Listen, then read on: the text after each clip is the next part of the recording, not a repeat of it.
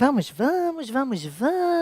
Decidi entrar sem aviso prévio, sem comunicar ninguém, não é?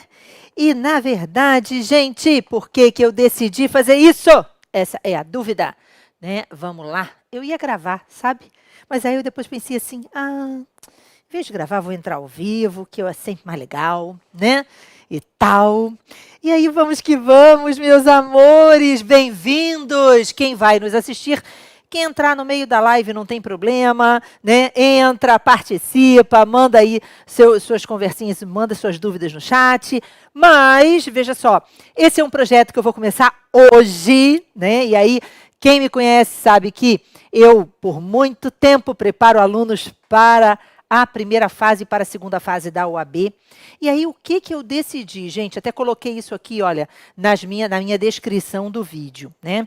Eu decidi, gente, que para a primeira fase da OAB, um intensivão de questões vai fazer a diferença. E aí eu dei o nome desse projeto, o nome OAB Gabaritei Processo Penal, porque afinal de contas, gente, se você garantir as questões de processo penal na prova, você vai estar aí um passo à frente, lógico, já com uma garantia de 5 a 7 questões. Ana, como assim 5 a 7 questões? O número de questões é variável? Vejam só, na prova da OAB de primeira fase, em regra, são 12 a 13 questões de penal e processo. Então, são questões, gente, fundamentais. Imagine, você precisa de 40 pontos para ir para a segunda etapa. Então, se você já garante penal e processo, você está aí um passo muito à frente, lógico, considerando aí ética. É aquela ideia, né, dos núcleos principais. Quais são as principais disciplinas que você tem que focar realmente pesado para garantir esses 40 pontos? Ética, não é isso? Lógico, não temos dúvida disso. Constitucional, administrativo, penal, processo penal, civil, processo civil, certo? São aquelas disciplinas. E tributário, a gente pode incluir aqui tributário, que nós teríamos aí trabalho, processo trabalho, esqueci também, né? Então, são aquelas disciplinas, trabalho, processo trabalho, incluindo, né? São aquelas disciplinas que vão fazer a diferença na sua aprovação. Então, penal e processo penal, gente, geralmente são 12 a 13 questões da prova. Isso varia de uma prova para outra. Tem prova que são 12, tem prova que são 13. E, dentro de penal e processo, às vezes são 5 questões de processo penal, às vezes são 6 questões de processo penal e às vezes são 7 questões de processo penal. Ana, 7 questões? Exatamente. Por exemplo, no último exame, no 34º exame de ordem, e esse nosso OAB Gabaritei vai começar exatamente com as questões do 34º, mas eu vou fazer vídeos curtinhos, não vou fazer um vídeo com todas as questões, não. Eu vou tentar postar pelo menos um vídeo ou mais de um vídeo com mais de uma questão, né? Então, eu vou tentar colocar várias questões, assim, saltadas aqui no YouTube, assim, aquele tempinho que você tiver rapidinho, peraí, deu um tempinho rápido, eu vou lá, assisto uma. Daqui a pouco eu vou lá, assisto outra, tá? Assim fica mais fácil, não fica pesado, fica descontraído, né? E no último exame, no 34º exame, foram 7 questões. Mas por que 7 questões? Por que esse número varia tanto, né? Porque, na verdade, existem questões, gente, que são mistas. Como assim? Poxa, você aprendeu a respeito da aplicação da lei penal e da lei processual penal no tempo, né? E aí você já sabe que a lei processual aplica-se de imediato, sem prejuízo dos atos já praticados, não é isso? E a lei penal, ela não retroage, salvo quando em benefício do réu. Então, é a irretroatividade da lei penal prejudicial. Mas você também sabe que existem normas mistas ou híbridas, não é isso? E aí estou dando esse bizu para já você aprender isso, fica fácil aí de você guardar, memorizar, né? Então, existem normas mistas ou híbridas, que são aquelas que versam tanto sobre penal quanto sobre processo. E aí, em relação às regras de aplicação da lei no tempo, neste caso, no caso de uma norma mista ou híbrida, vai prevalecer aquela norma, aquelas regras do direito penal, de irretroatividade da lei penal prejudicial e retroatividade da lei penal benéfica. Oportunamente, nós vamos falar mais sobre esse assunto. Mas o que eu quis te fazer lembrar foi o seguinte, que existem realmente questões que são mistas ou híbridas. Da mesma forma que as normas mistas ou híbridas, existem questões mistas ou híbridas que versam ao mesmo tempo sobre penal e sobre processo. Foi isso que aconteceu no 34º exame. Eram 6 questões específicas de penal, 6 questões específicas de processo e tinha uma questãozinha, gente, que era mista ou híbrida. Então, ela é ao mesmo tempo de penal e de processo penal. Mas nesse nosso gabaritei, né, o AB gabaritei processo penal, nós vamos falar dessa tal questão, mas não vamos falar como a primeira, não. Vamos falar como a segunda questão. Então, hoje eu vou gravar, nesse momento, eu vou disponibilizar para você uma questão do nosso 34º exame de ordem. Mas à noite eu vou postar outra, amanhã eu vou postar mais 2, e assim vai até a data da prova. O que vai facilitar muito a sua compreensão da disciplina, vai facilitar muito para, na hora da prova, existe uma lógica na resposta de processo penal. E eu quero que você aprenda essa lógica. Você chegue na hora da prova sabendo exatamente, oh, meu amor, querem linda, um beijo, minha linda. Então, eu quero que você chegue na hora da prova sabendo exatamente como responder as questões, né? Como é que eu faço para responder as questões de processo penal? E você vai ter esse passo a passo na medida em que eu vou gravando e disponibilizando esses vídeos aqui até o dia do seu exame. Lógico que depois, gente, sem prejuízo de eu continuar fazendo esse projeto, que eu achei um projeto lindo, né? E aí escolhi essa fotinha maravilhosa dessa menina linda aqui, toda feliz, olha só, né? Que está, na verdade, muito contente porque está acertando as questões de processo penal. Preparei também, gente, e aí vou pedir logo que você, desde já, se inscreva no canal se você não está inscrito. Tem aí, olha só, inscreva-se aqui embaixo. Ativa os sininhos de notificação, né? Para você ser notificado toda vez que eu entrar ao vivo. E mais do que isso, gente, aqui embaixo, na descrição desse vídeo, além de curtir o vídeo, lógico, né? Na descrição desse vídeo, tem um material top que eu preparei para você. Então, tem lá, olha só, um link, você vai acessar esse link, e dentro de uma pastinha, você vai encontrar não apenas as questões do 34º exame que eu vou corrigir, e aí, quando eu terminar todas as questões do 34º, eu vou passar para o 33º, e assim sucessivamente, né? Voltando aí, para você entender realmente como é que a banca se posiciona. Então, a cada vídeo vai ter lá o material daquela prova. Mas não apenas isso, que esse material é um material que está público, disponível na internet. Tem um e-book com mais de 150 dicas de processo penal para a sua prova. Não apenas para o OAB, serve para qualquer concurso, viu? Então, vale a pena baixar esse material para você poder estudar, principalmente agora nessa reta final, pertinho do nosso certame, ok? Então, vamos para a nossa primeira questão. E aí, considerando, gente, a prova branca, certo? Foi a questão de número 64, certo? Então, eu estou usando a prova branca porque é a primeira que aparece lá. Mas, de qualquer forma, as questões não mudam. E não mudam também na prova da OAB, gente, também não mudam as alternativas, né? A letra A continua na letra A em todos os tipos de prova. O que muda, na verdade, é a ordem em que elas aparecem dentro do caderno de questões. Mas, de qualquer forma, eu escolhi começar por essa questão e não pela tal questão, que era uma questão híbrida, que era de penal e processo ao mesmo tempo, porque eu achei que essa questão tem um tema que é o tema que mais cai. Pense assim, olha, depois de recursos, o tema que mais cai dentro da nossa prova da OAB, ou mais tem caído, são discussões acerca da ação penal pública condicionada, tá? E principalmente associada às hipóteses de violência doméstica e familiar contra a mulher. Então, eu vou ler com você a questão e eu quero te mostrar algumas coisas nessa questão que são muito importantes. Quem me conhece sabe que eu não vou ficar concentrada só em dar a resposta. Não é assim, ah, olha só, estou aqui corrigindo e dando qual é a resposta. Não, eu vou te explicar toda uma relação da questão, porque, afinal de contas, a prova não vai copiar uma questão e colar igual, né? Ela pode mudar aí o enredo. Então, eu preciso que você aprenda com as questões, de verdade, tá? Então, vamos lá. Então, a questão diz assim, Lorena, em 1º de janeiro de 2019, foi violentamente agredida por seu ex-companheiro Manuel, em razão de ciúmes do novo relacionamento, o que teria deixado marcas em sua barriga. Presta atenção, gente. Quando a gente vai responder uma questão de processo penal, seja na prova da OAB, seja em outro concurso, qualquer um deles, tá? Mas na prova da OAB é muito comum que isso aconteça. Você tem um textão e lá embaixo você tem a pergunta, né?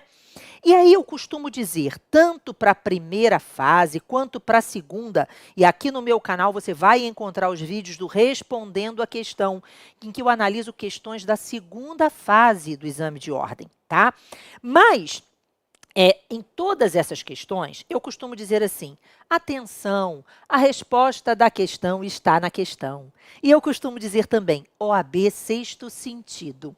O que é o OAB sexto sentido? Gente, não é premonição, não, pelo amor de Deus. Tá? Ninguém tem bola de cristal, não tem isso de mãe de Ná, nada disso. Na verdade, o que eu quero que você enxergue é que você só vai saber qual é a pergunta quando você chegar no final. Né? Então, sabe aquele filme do Bruce Willis, O Sexto Sentido? Se você não assistiu, vale a pena assistir, mas eu vou fazer spoiler, né? No filme Sexto Sentido, o que acontece? Você assiste o filme inteiro e aí lá no final você descobre que, na verdade, o protagonista estava morto o tempo todo. E você, quando assiste a segunda vez, é que você percebe que o tempo todo o filme deu sinais e você que não tinha prestado atenção porque você não tinha alertado para aquela coisa. Então, isso acontece na nossa prova.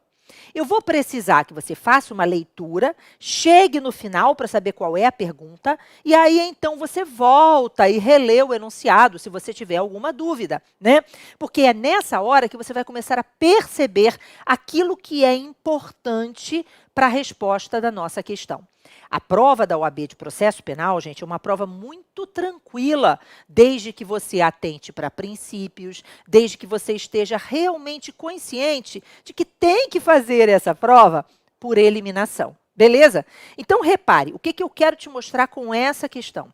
A primeira coisa que a gente pensa quando a gente lê esse pedacinho aqui, ó, da questão, é assim, vai ser uma questão sobre violência doméstica, vai ser uma questão sobre o fato de lesão corporal em violência doméstica contra a mulher ser crime de ação penal pública incondicionada, então independe da representação da vítima, a vítima não pode se retratar porque é crime de ação pública incondicionada, e aí você começa a pensar um monte de coisas nesse sentido. E a pergunta não tem nada a ver com isso, filho, ok? A pergunta é outra, tá? Então, repare como a questão ela vai te enganando, né? Você só vai saber, de fato, o que a questão quer quando você chega no final. Então, vamos com calma, vamos ler a questão, vamos fazer as questões por eliminação, porque, às vezes, a letra A parece perfeita, mas a letra B está melhor que a A. Né? Às vezes, olha só, parece que a questão não tem resposta, então você vai procurar a menos pior. Né? Então, na verdade, você tem toda uma lógica de resposta de questões. Mas, professora, a prova é enorme. Como é que eu vou fazer? Não vai dar tempo se eu ficar nessa história. Olha só, em outra matéria, você pode marcar se você quiser, mas na prova de processo penal, você vai fazer por eliminação. Beleza? Então, vamos para as questões. Então, Lorena, em 1º de janeiro de 2019, foi violentamente agredida pelo seu ex-companheiro Manuel, em razão de ciúmes do novo relacionamento, o que teria deixado marcas em sua barriga. Policiais militares compareceram ao local dos fatos após gritos da vítima e encaminharam os envolvidos à delegacia, destacando os agentes da lei que não presenciaram a briga nem verificaram se Lorena estava ou não lesionada. Por sua vez, Lorena, que não precisou de atendimento médico, disse não ter interesse em ver o autor do fato processado, já que seria pai de suas filhas, não esclarecendo o ocorrido.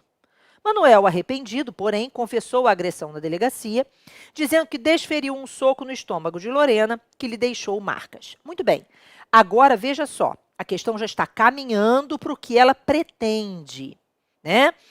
E eu vou ler o finalzinho do enunciado, e depois que eu tiver lido o finalzinho do enunciado, eu vou voltar e vou fazer as considerações necessárias a respeito deste caso para uma questão que possa ser parecida ou que possa ser uma questão que tenha uma temática semelhante, que é a violência doméstica e familiar contra a mulher, certo? Mas que, na verdade, faça uma pergunta completamente distinta, tá? Então, vamos lá, relendo, né? Então, já fizemos a leitura desse trecho e agora vamos ao final. A vítima foi para a sua residência, sem realizar exame técnico. Mas, com base na confissão de Manuel, foi o autor do fato denunciado pelo crime de lesão corporal praticada no contexto de violência doméstica e familiar contra a mulher. Artigo 129, parágrafo 9º do Código Penal. Durante a instrução, foi juntada apenas a folha de antecedentes criminais de Manuel, sem outras anotações, não comparecendo a vítima na audiência de instrução e julgamento. Os policiais confirmaram apenas que escutaram um grito de Lorena, não tendo presenciado os fatos.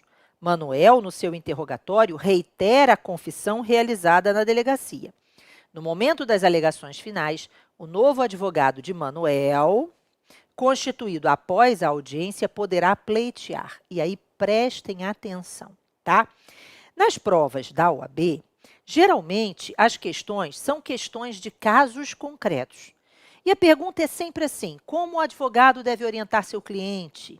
Né? O que deve dizer o advogado? Né? Que tese deve postular o advogado? O advogado deve sustentar o quê? Então, isso é muito comum na nossa prova. É mais comum do que questões de decoreba, do que questões diretas. Então, a gente tem que ter um conhecimento da matéria e tem que saber exatamente como abordar aquela hipótese, né? E aí é lógico, gente, que quando a gente pensa no crime praticado contra a mulher no âmbito doméstico e familiar, a primeira coisa que nos vem à mente é a impossibilidade de aplicação da Lei 9.099 de 95. Então, eu preciso que você se lembre disso. Olha só, a Lei 11.340 de 2006 tem no seu artigo 41 um dispositivo que diz assim: não se aplicam aos casos de violência doméstica e familiar contra a mulher as disposições da Lei 9.099 de 95.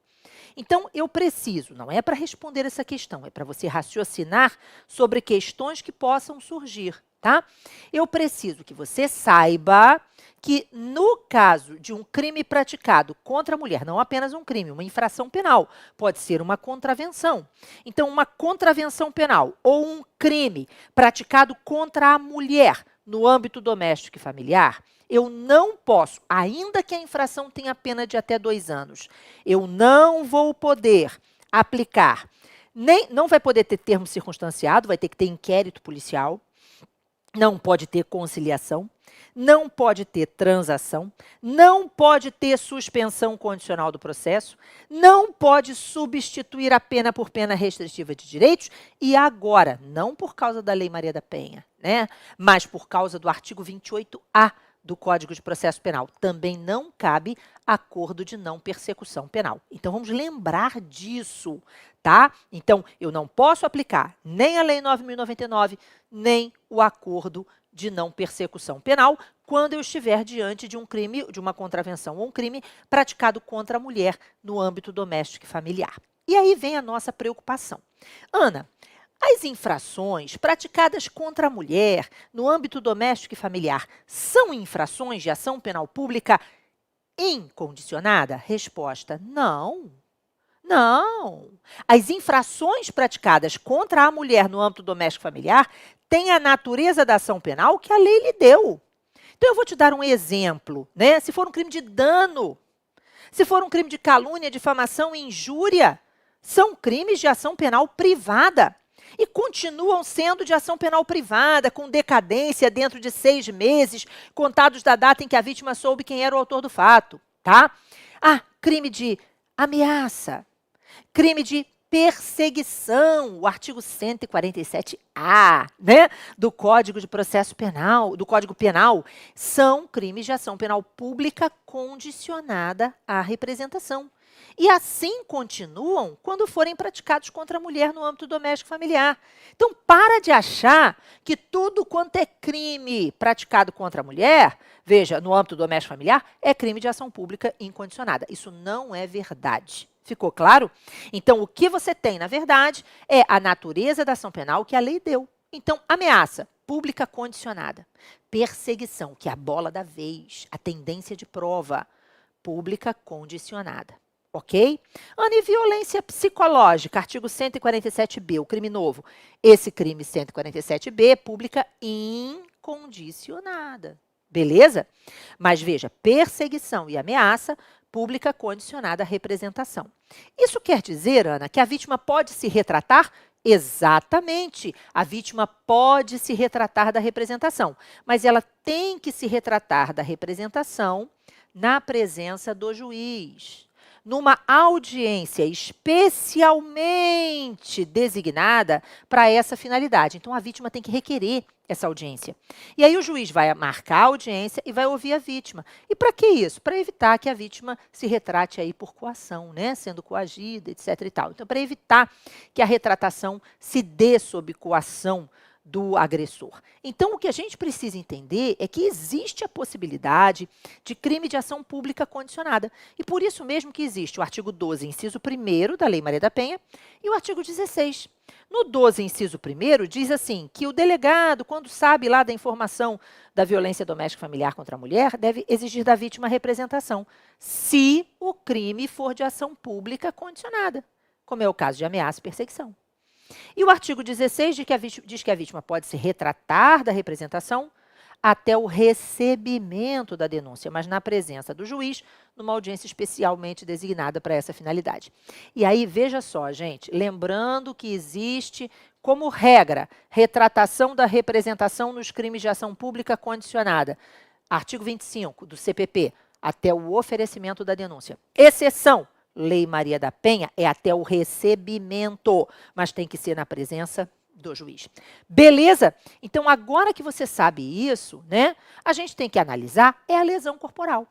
Por que o crime de lesão corporal, que nas outras hipóteses todas, lesão corporal leve e lesão corporal culposa, nas outras hipóteses todas, configura crime de ação penal pública condicionada à representação? Na Lei Maria da Penha não é, no caso de violência doméstica familiar contra a mulher. Então, quando eu penso, gente, na lesão corporal leve e na lesão corporal culposa, deixa eu passar aqui para uma folhinha branca, ó, lesão corporal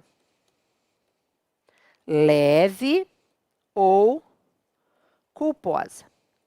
Eu posso estar diante de lesão corporal leve ou culposa fora do âmbito doméstico familiar.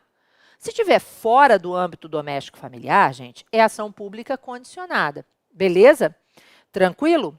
Mas se tiver sido praticado contra a mulher, então, se for lesão corporal leve ou culposa, no âmbito doméstico ou familiar, aí, neste caso, eu tenho que analisar se a vítima é homem ou se a vítima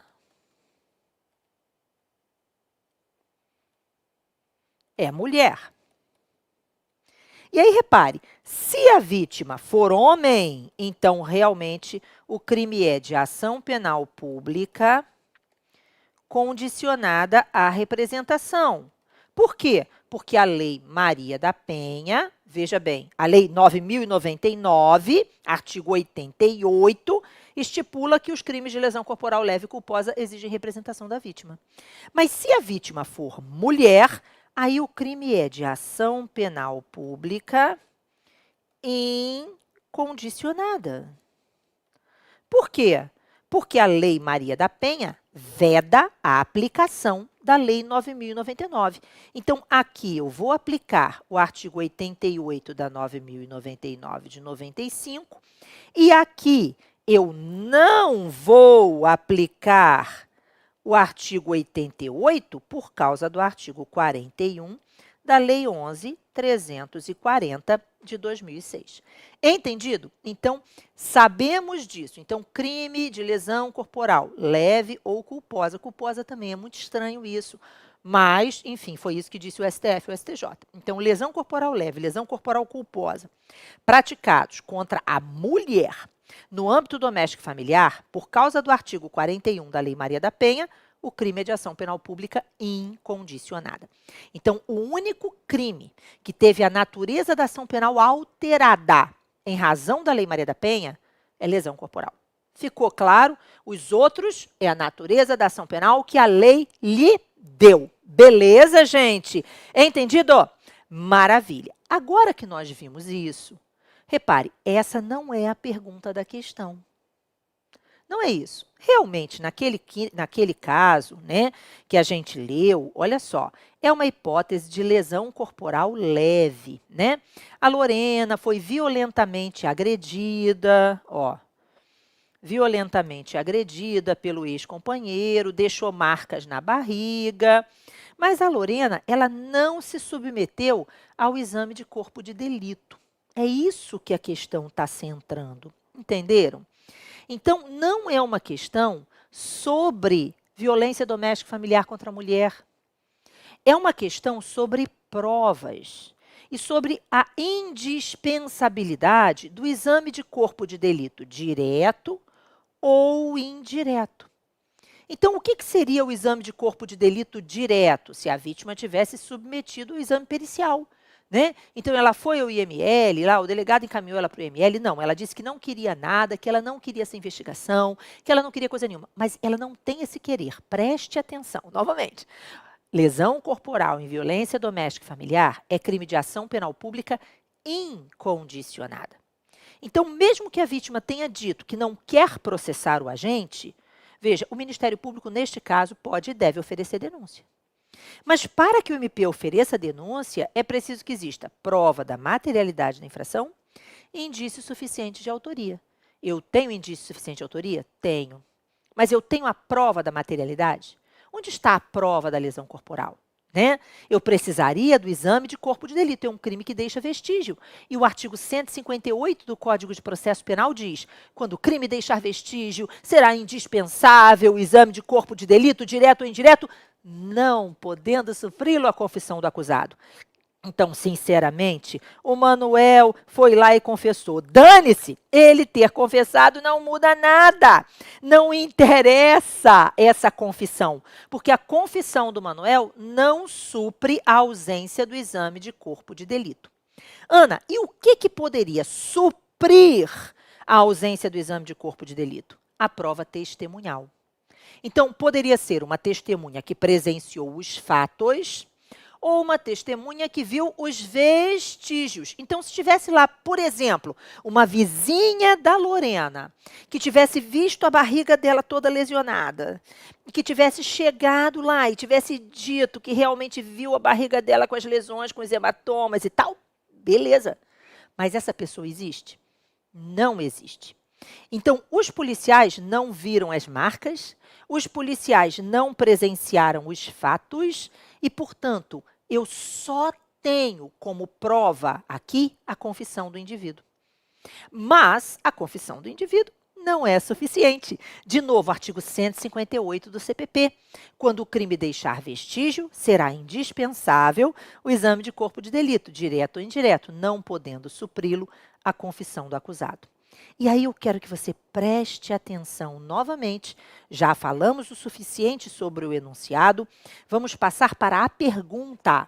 A pergunta é: no momento das alegações finais, o novo advogado de Manuel, constituído após a audiência, poderá pleitear. E aí eu preciso que você preste atenção. A ausência do exame de corpo de delito gera nulidade. Então, a falta do exame de corpo de delito gera nulidade absoluta. Está lá no artigo 564 do Código de Processo Penal, né? Só que, embora eu até pudesse sustentar a nulidade, a falta de materialidade, gente, gera a absolvição do acusado, né? Então, vamos ler as nossas possíveis respostas. Porque a questão poderia ter uma resposta dizendo assim: é nulidade a falta do exame de corpo de delito. Até poderia. Mas será que não tem uma resposta melhor do que essa? Entenderam? Então, é isso que você precisa entender, que na nossa prova, a lógica é, principalmente, fazer as questões por eliminação e verificar qual é a melhor resposta de todas. Ah, tem nulidade. Tudo bem, beleza. Mas não é só isso. O réu tem que ser absolvido por falta de prova da materialidade. Tranquilo? Então, vamos lá, voltando para a nossa questão. Então, no momento das alegações finais, o novo advogado de Manuel, constituído após a audiência, poderá pleitear. Letra A, a absolvição sumária do seu cliente, gente, depois da instrução probatória, depois do final da colheita de provas, no momento das alegações finais, não é hipótese de absolvição sumária. De cara, isso aqui já estaria errado. A absolvição sumária seria para ele postular, veja só, se fosse o caso, né, na resposta à acusação, tá? Mais do que isso, tendo em vista que não houve a indispensável representação por parte da vítima e a lesão causada ser de natureza leve. Gente, o crime de violência doméstica, de lesão corporal em violência doméstica, é, na verdade, de ação pública incondicionada. Então, a letra A está eliminada, ok? Letra B, a nulidade da decisão que recebeu a denúncia, tendo em vista que não houve a indispensável representação por parte da vítima. De novo, gente, lesão corporal em violência doméstica, ainda que seja lesão corporal leve, é pública incondicionada, posição sumulada pelo STJ. E aí não se esqueçam de baixar aí o nosso e-book. Baixa o e-book vai fazer diferença, beleza? Tá aí, olha só, aqui embaixo, na descrição do vídeo, tem o linkzinho para você baixar um e-book com mais de 150 dicas, certo? Voltando. Letra C. A absolvição do seu cliente diante da ausência de laudo indicando a existência de lesão, não podendo a confissão do acusado suprir tal omissão. Isso é o que você tem que postular. E aí, cuidado, gente. A gente não pode confundir a absolvição sumária do artigo 397 do CPP com a absolvição ao final do processo, na hora da sentença, a absolvição do artigo 386. Aqui, no momento de apresentação das alegações finais, eu já não estou pensando na absolvição sumária, eu estou pensando na sentença absolutória propriamente dita, ok? Então, a confissão não supre o exame, a ausência do exame de corpo de delito. Quem supriria? A prova testemunhal. Mas aqui eu não tenho testemunhas. E, finalmente, a suspensão condicional da pena, já que não se admite a substituição da pena privativa de liberdade por restritiva de direito no crime, mas a representação da vítima era dispensável. Olha só, a questão até colocou isso aqui, ó, e olha só que bonitinha essa questão. Veja, realmente, sursi penal é possível nos casos de violência doméstica familiar contra a mulher, lá do artigo 77 e 78. O que não cabe é o sursi processual, né, que é um nome meio ruinzinho que a gente dá para a suspensão condicional do processo, porque eu não posso aplicar nada da Lei 9.099, tá? Mas quando se trata de violência doméstica familiar contra a mulher, está vedada a substituição da pena pela restritiva de direitos, mas o sursi penal não está vedado, não. O sursi penal seria possível. Mas a questão, para não dar margem para dúvida, para você não errar, ela chega e coloca a parte final toda errada. Olha só, não é dispensável. Veja, peraí. Aí diz assim, mas a representação da vítima era dispensável. Aqui também está certo. Assim como o corpo de delito. O corpo de delito é indispensável. Então, a questão ela faz de propósito para não dar margem à confusão. mas a gente aprende muita coisa mesmo, fazendo questões. Olha quanto de conteúdo a gente aprendeu nesse nosso OAB Gabaritei Processo Penal. E vamos ter vários outros até a data da prova. Eu estou esperando por você. Não esquece, gente, de curtir aqui. Se vocês gostaram do vídeo, pode conversar comigo, gente. Quando eu estiver ao vivo, vocês podem mandar aí no chat, fazer pergunta. Eu vou ficar mega feliz de responder, tá? E eu vou entrar todo dia, certo? E talvez eu poste mais outras questões no mesmo dia, para que você tenha um conteúdo bem legal nessa reta final, rumo à aprovação, tá? E aí eu quero, novamente, curte aqui o nosso vídeo, né? Se inscreve no canal, ativa o sininho de notificação e baixa o material, porque ele vai ajudar muito você nessa e em outras provas, ok? E no mais, eu estou no penalcomelas.com.br. Meus cursos estão lá, mas de toda forma eu quero você aqui, juntinho comigo, no meu canal do YouTube. E aproveita, né? Vai aprender bastante também assistindo às aulas do Respondendo a Questão. Um beijo enorme e um bom dia, né? Boa tarde para vocês. Até lá!